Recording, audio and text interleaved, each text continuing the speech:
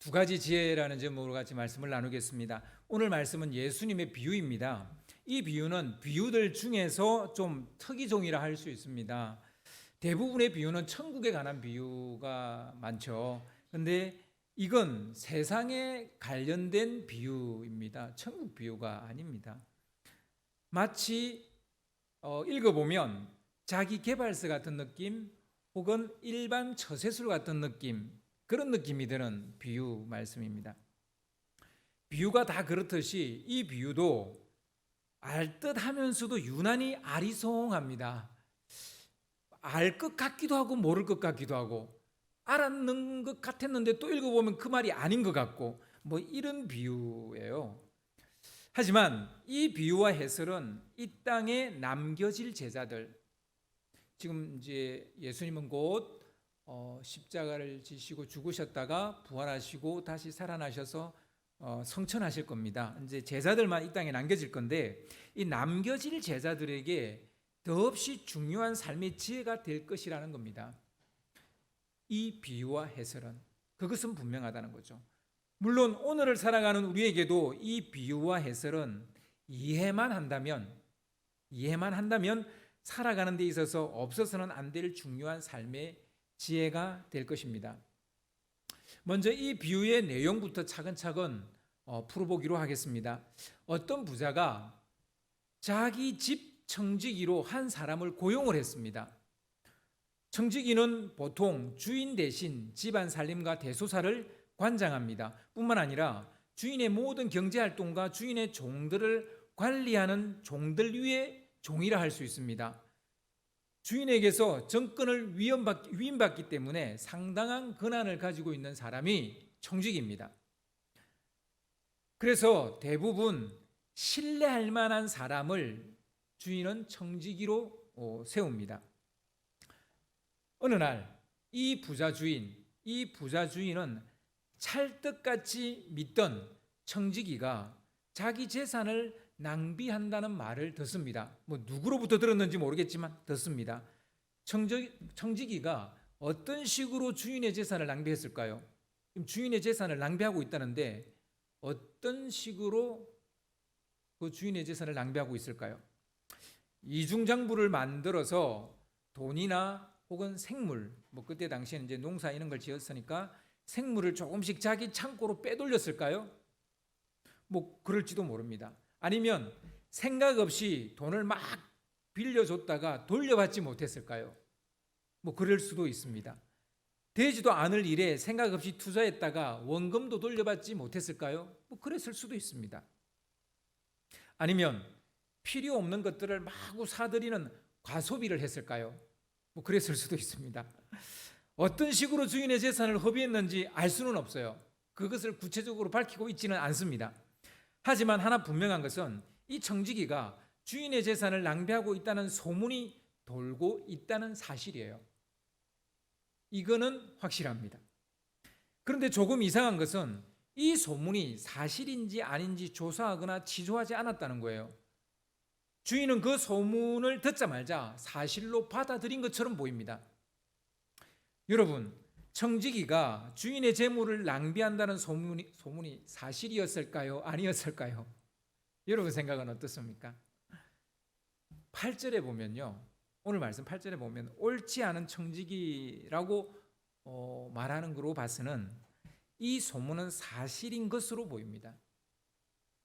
부자는 인정사정 보지 않고 그 자리에서 해고해버립니다. 더 이상 청지기로 둘 수 없으니 맡은 일을 모두 정리하고 나가라, 그렇게 말했어요. 일방적인 해고 통보였습니다. 무슨 변명이나 변호할 기회조차 주지 않았습니다. 잘못을 인정하면 기회를 한 번 더 주겠다, 뭐 이런 말도 없었습니다. 그냥 가차없이 잘라버렸어요. 항상 현실은 냉혹합니다. 여러분의 삶에도 이런 일이 있었는지 모르겠습니다. 내가 왜 그랬는지, 내가 무엇 때문에 그랬는지 물어보지도 않고 아예 나를 오해하거나 혹은 잘라버리는 이런 일을 혹시 여러분도 당해보셨는지 모르겠습니다. 항상 예나 지금이나 현실은 냉혹합니다. 청지기는 순간적으로 머리가 하얘졌습니다. 동시에 앞날에 대한 걱정, 근심이 파도처럼 밀려왔습니다. 주인이 내 청지기 직분을 빼앗으려 하는구나. 이제 어떻게 하면 좋지? 라고 생각했습니다. 이 직장에서 쫓겨나면 뭘 하고 먹고 사나? 라는 생각이 자기 내리에 꽂혔습니다. 내리꽂혔어요.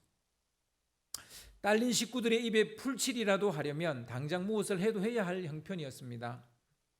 하지만 땅을 파고 농사를 지으려고 생각을 해보니까 그럴 힘이 없는 거예요. 농사 짓는 게 쉬운 일이 아니에요. 특히 이렇게 청지기로 이제 약간 이게 손에 물 안 되고 흙 안 되는 이런 일을 한 사람이 다시 이렇게 농사 일 하려면 굉장히 어려운 일입니다. 그렇다고 비로 먹자니 그것 또한 창피한 노릇입니다. 한마디로 먹고 살 일이 막막했던 거예요. 연금도 없습니다. 노후 대책을 세워놓은 것도 없습니다. 뭘 하면서 먹고 살아야 되나? 머리를 쥐어짜며 고민에 빠졌습니다. 그때 좋은 수가 떠올랐습니다. 좋은 아이디어가 번개처럼 내리를 스쳐 지나갔어요. 아직 청지기 자리에서 물러나지는 않았으니 그 전에 아직 정리할 시간을 주인이 줬기 때문에, 정리하고 떠나라 했기 때문에 아직까지는 완전히 잘리지는 않았어요. 그 정리할 시간이 있는 거죠. 그 남은 시간이 있는 거죠. 이 정리해야 되는 이 시간, 내가 잘리기 전에 나를 고용해 줄 사람들을 미리 만들어 놓자는 생각을 합니다. 다시 나를 고용해 줄 사람, 청지기로. 아직 청지기의 권한과 힘을 가지고 있어요.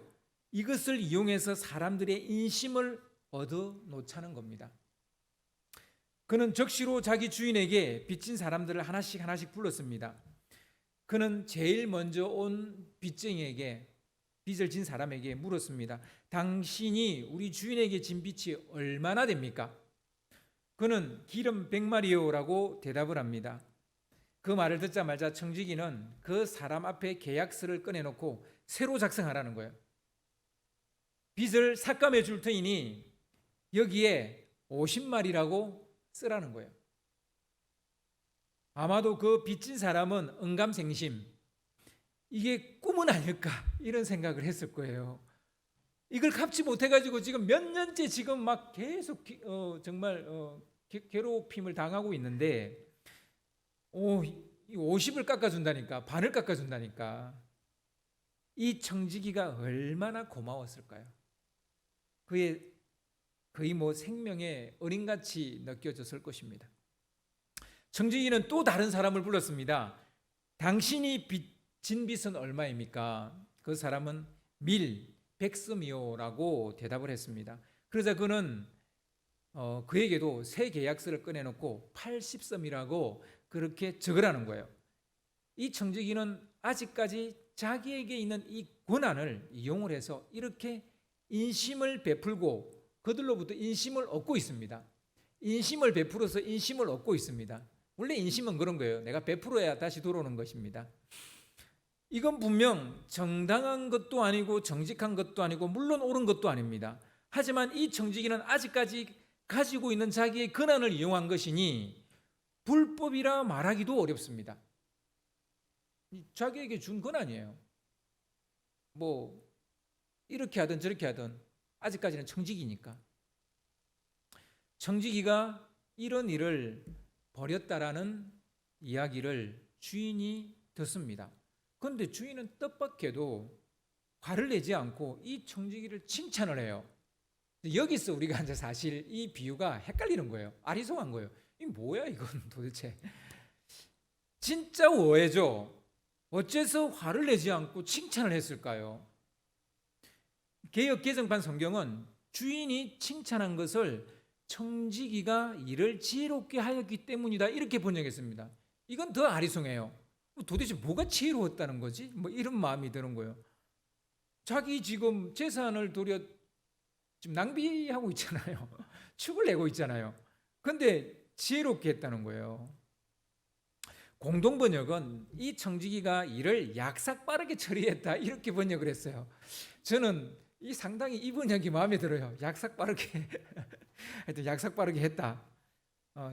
표준 세번역은 그가 슬기롭게 대처했기 때문이다, 이렇게 번역을 했어요.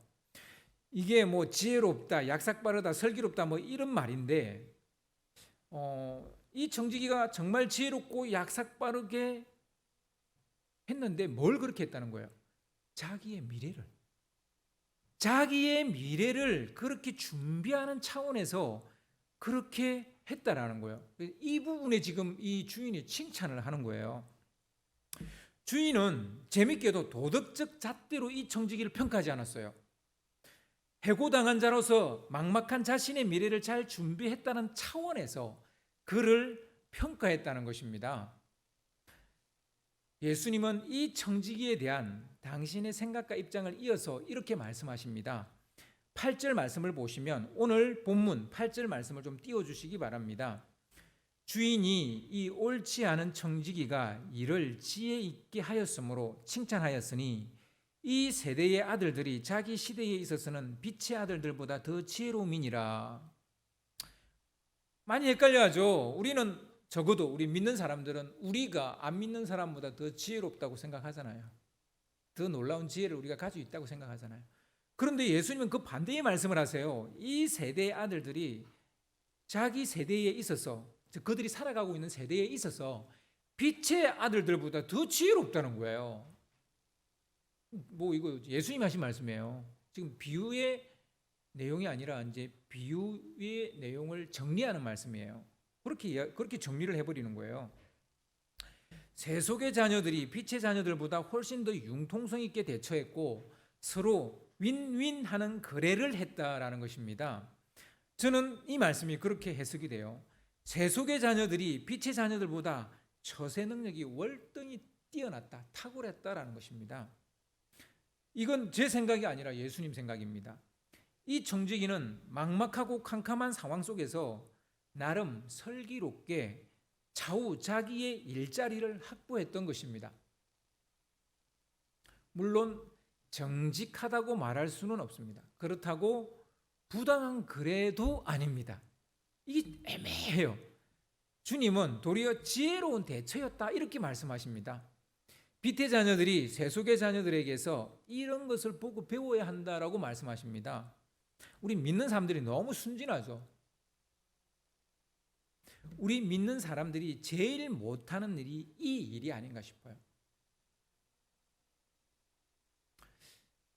그냥 순진하게 당하고 마는 거죠. 그러면 자기가 그리스도인으로서 당연히 잘 대처했다라고 생각하죠. 세속 사람들로부터 배워야 할 지혜는 두 가지입니다. 첫 번째가 미래를 잘 대비하라는 거예요. 미래를 잘 대비하려면 첫 번째로 미리미리 준비하라는 겁니다. 쫓겨나기 전에, 쫓겨나고 나면 못해요. 쫓겨나기 전에, 아직까지 근한이 있을 때, 아직까지 청지기의 근한을 가지고 있을 때 어떻게 하라고요? 미래를 준비하라고. 그러니까 그 직장이 마음에 안 든다고, 누가 나를 괴롭힌다고 일단 갈 직장도 구해놓지 않고 무조건 그만두시면 안 됩니다.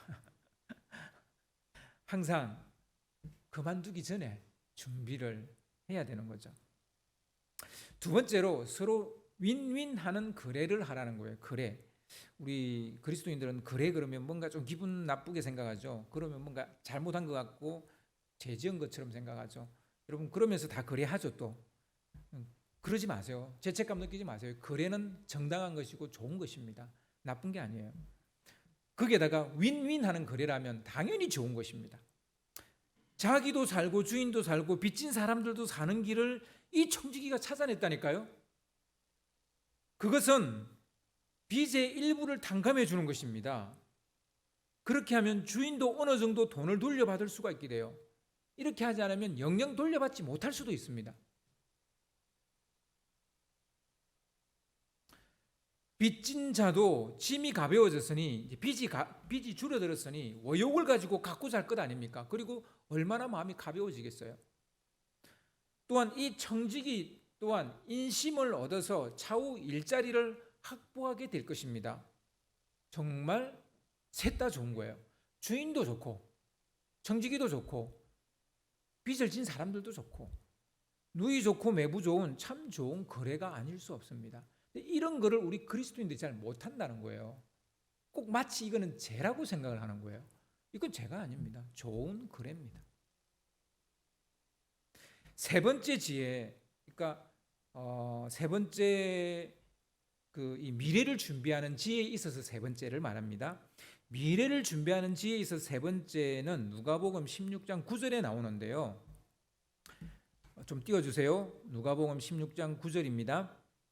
내가 너에게 말하노니 불의의 재물로 친구를 사기라. 그리하면 그 재물이 없어질 때에 그들이 너희를 영주할 처소로 영접하리라. 공동번역은 이 말씀을 이렇게 번역하고 있습니다. 세속의 재물, 이 불의의 재물을 세속의 재물이라고 이렇게 번역했어요. 세속의 재물로라도 친구를 사기라는 거예요. 그러니까 이 세속 재물로도 친구를 사기라는 거예요. 그러면 재물이 없어질 때 너희는 영접을 받으며 영원한 집으로 들어갈 것이다. 이렇게 말하고 있습니다. 불의의 재물을 세속의 재물이라고 번역했다라는 것을 우리가 기억해야 됩니다. 여러분은 이 세상에 돈 벌어서 어디에 쓰시겠습니까? 여러분 돈 벌어서 어디에 쓰십니까? 뭐 뻔하죠, 그죠? 한 달 여러분 가계부서 보면 뻔하죠. 뭐 제일 먼저 뭐 먹고 사는 문제, 그죠? 그리고 뭐 내가 마음에 두고 있는 어떤 물건 사는 거, 뭐 그리고 이제 뭐 애들 교육비, 뭐 뻔하죠. 들어가는 게 뻔하죠. 근데 여러분 친구 사귀는 데 쓰세요? 친구를 사귀는 데 사용하라는 거예요. 인심을 얻는 데 사용하라는 거예요. 그것이 지혜입니다. 우리는 기술과 학벌이 미래를 위한 최고의 준비라고 생각합니다. 분명 맞죠? 그래서 여러분의 수입의 많은 부분이 내가 배우는 데 써요. 그리고 우리 자녀들 교육비에 써요. 이게 너무 많이 들어가서 지금 문제긴 해요. 그죠? 여기에 엄청난 지금 돈이 들어가. 이 사교육비가 문제죠. 그죠? 그런데 기술과 학벌이 우리 미래에 중요한 건 사실이에요. 그러나 더 중요한 것이 있다라는 겁니다. 그것은 사람이라는 거예요. 여러분 사람을 얻는데 여러분은 돈을 얼마나 쓰세요? 저도 별로 쓰는 사람은 아닌데요.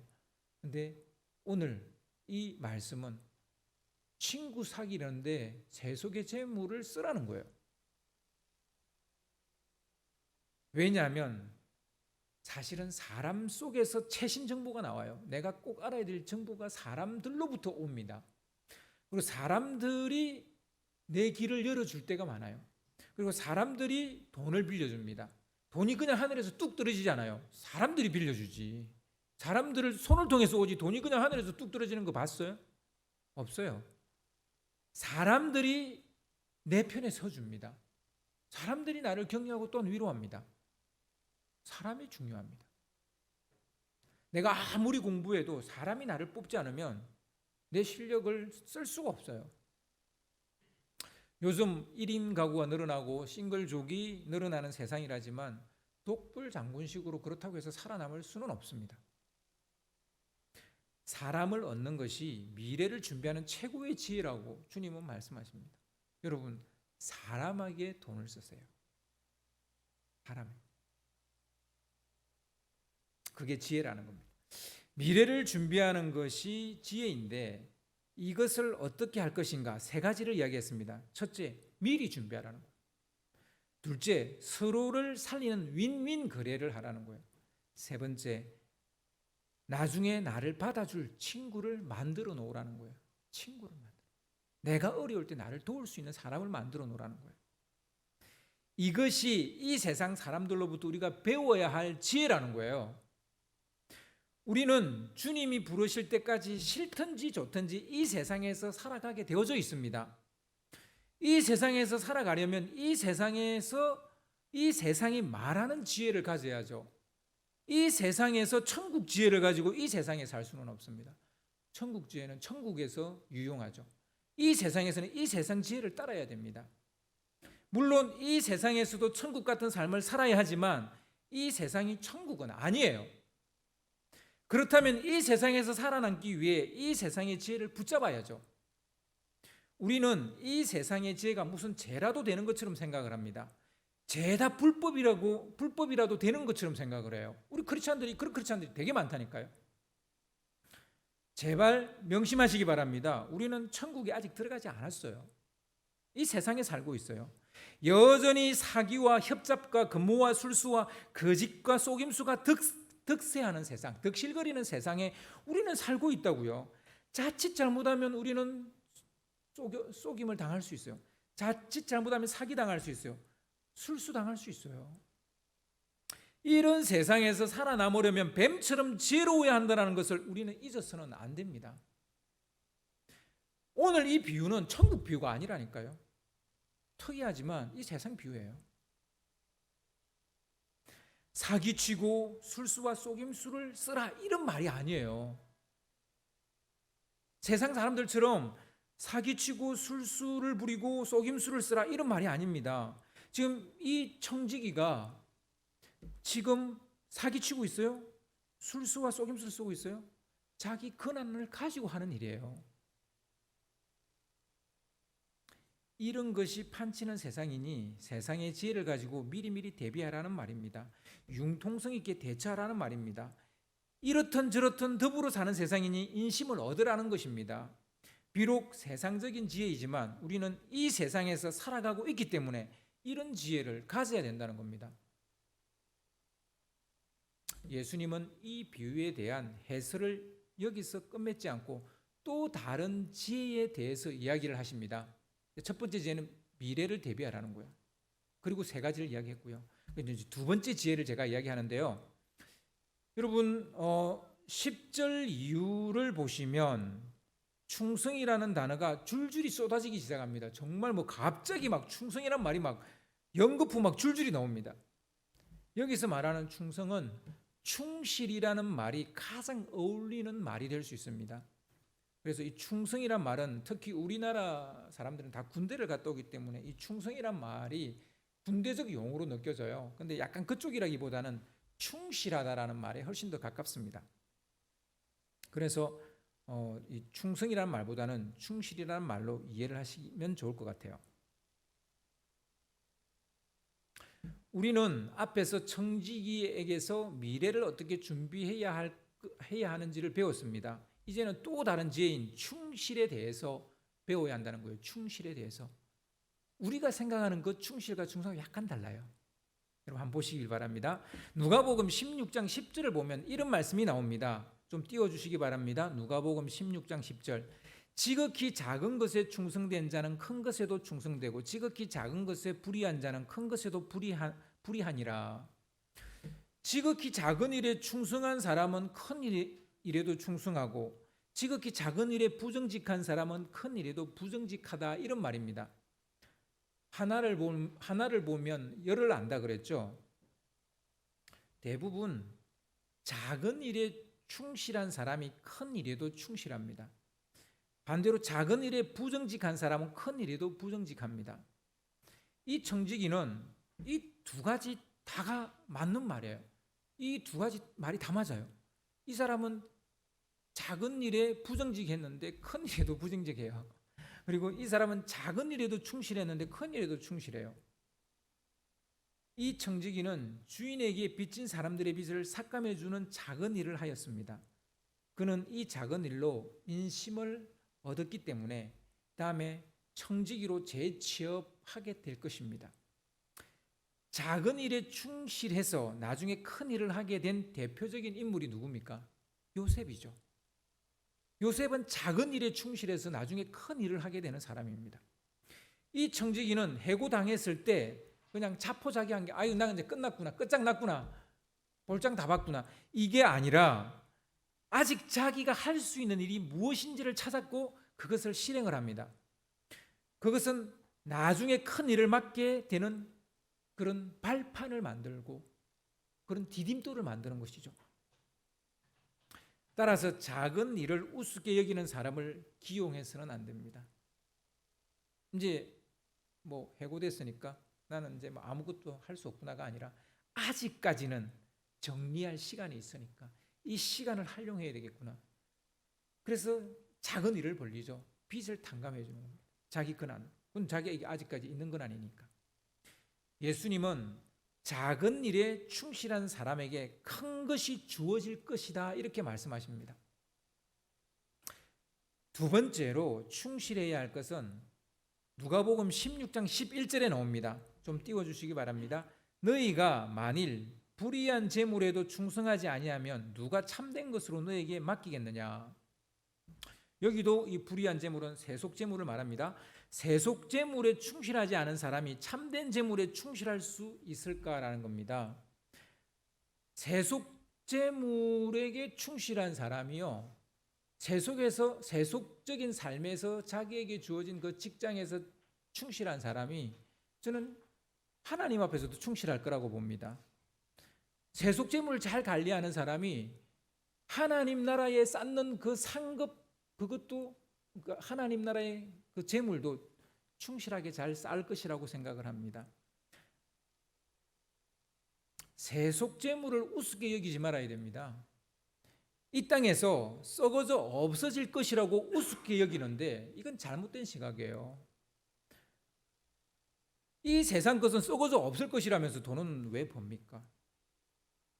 썩어져 없을 것이 맞긴 맞아요.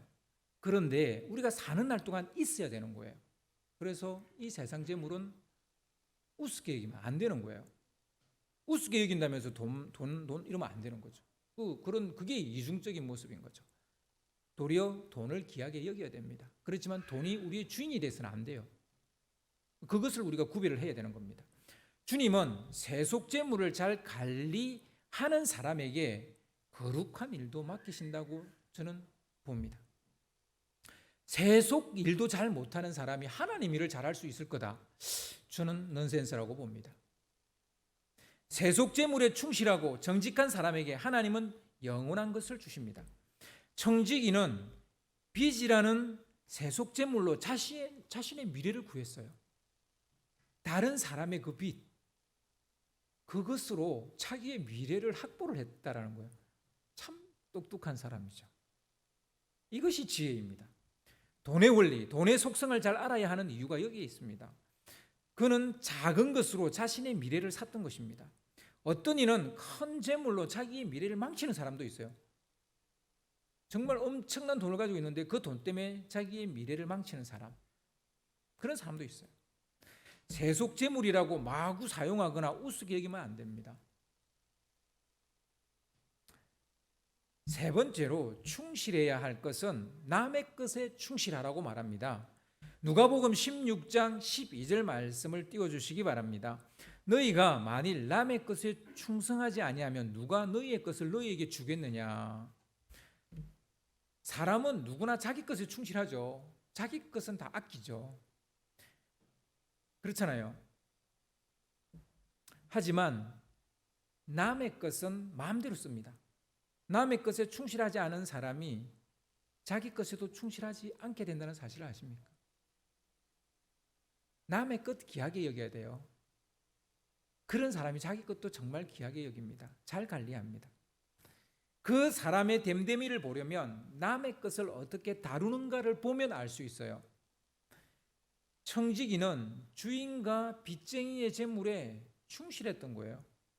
주인의 재물에도 충실했고 빚쟁이의 재물에도 충실했어요.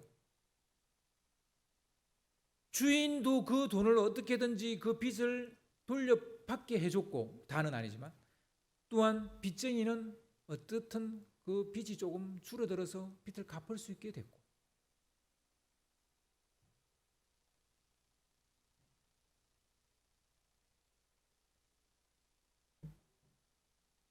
우리는 여기에서 청지기가 충실하지 않았다고 해석을 해버리면 이 말씀을 잘못 본 거예요. 주인에게도 충실하지 않았고 빚쟁이들에게도 충실하지 않았다, 이렇게 해석해버리면 안 돼요. 이건 충실했다는 거예요.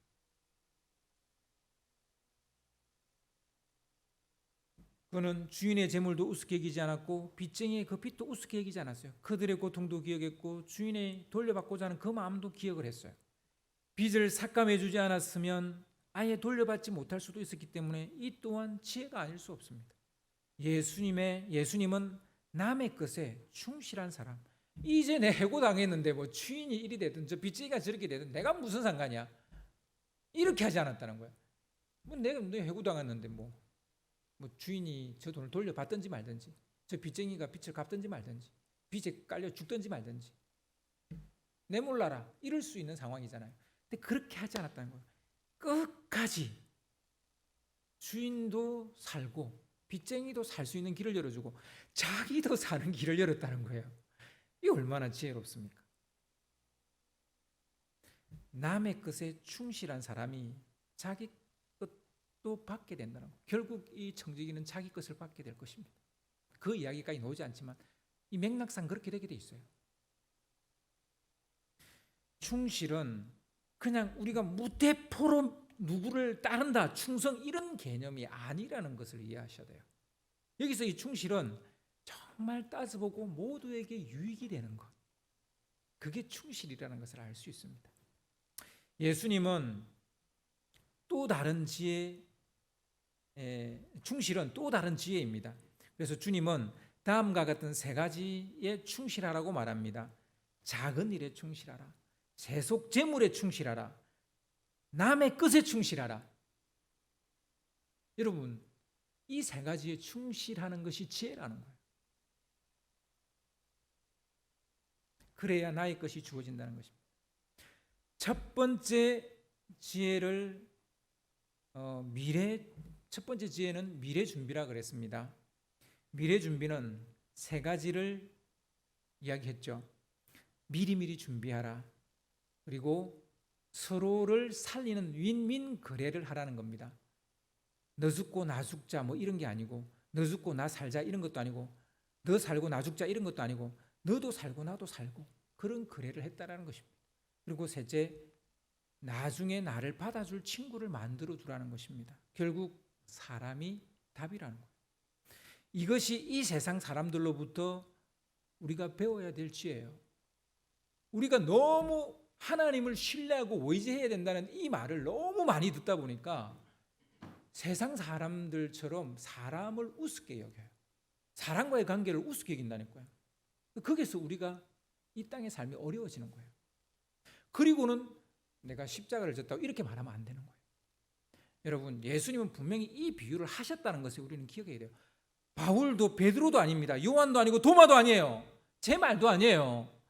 우리 주님께서 친히 제자들에게, 이 땅에 남게 될 제자들에게 하신 말씀입니다. 제발 세상의 지혜를 배우세요. 우리는 아직 세상에 살고 있어요. 천국에 살고 있는 게 아니에요. 그래야 이 땅에서 뒤통수 맞지 않습니다. 사기당하지 않습니다. 속지 않습니다. 그래야 우리는 미래가 있습니다. 여러분, 이런 설교하면 안 좋아해요. 세속적인 설교했다 그래요. 그럼 예수님이 세속적입니까? 예, 예수님이 세속적이에요. 그래서 내가 세속적인 설교를 하는 거예요. 여러분, 이 말씀을 꼭 기억하셔야 돼요. 우리가 예수님을 믿는 순간 흑백 논리에 빠져요. 하나님만 이렇게 돼요. 근데 우리는 여전히 이 땅에 살고 있거든요. 근데 그게 되겠어요? 이 땅에 살고 있는데 어떻게 하나님만이 되겠어요? 그래서 이 땅의 상식, 이 땅의 지혜, 그것 또한 우리가 배워야 돼요. 그래서 공부도 해야 되고 학교도 다녀야 되고, 그래서 책도 읽어야 되는 거고 배워야 되는 거예요. 안 그럴 사람은 내일 그냥 하나님 불러주세요 하면 돼요. 그러면 간단합니다. 내일 그냥 천국 가시면 돼요. 그런데 내일 천국 안 가실 분들, 아직까지도 살 날이 좀 더 창창하다고 생각하시는 분들, 이 비유의 말씀을 반드시 기억하셔야 돼요. 이 땅에서 살아가는 지혜를 우리도 배워야 돼요. 그 부분은 이 세상 사람들이 우리보다 월등해요. 예수님이 그렇게 말했어요. 배워야 돼요. 배워서 이 땅에 사는 날 동안 여러분, 하나님이 이 땅에 보내신 것은 빨리 우리 천국으로 데려가려고 보낸 게 아니라 이 땅에서 살라고 보냈어요. 이 땅에 살라고. 이 땅에 잘 살아야죠. 행복하게 살아야죠. 어떻게 살아야 되겠습니까? 지혜롭게 살아야죠. 슬기롭게 살아야죠. 그래서 이 지혜를 우리가 배워야 됩니다. 이 지혜를 가지고 이 땅에 사는 날 동안 여러분 행복하시기를 주님의 이름으로 축원합니다.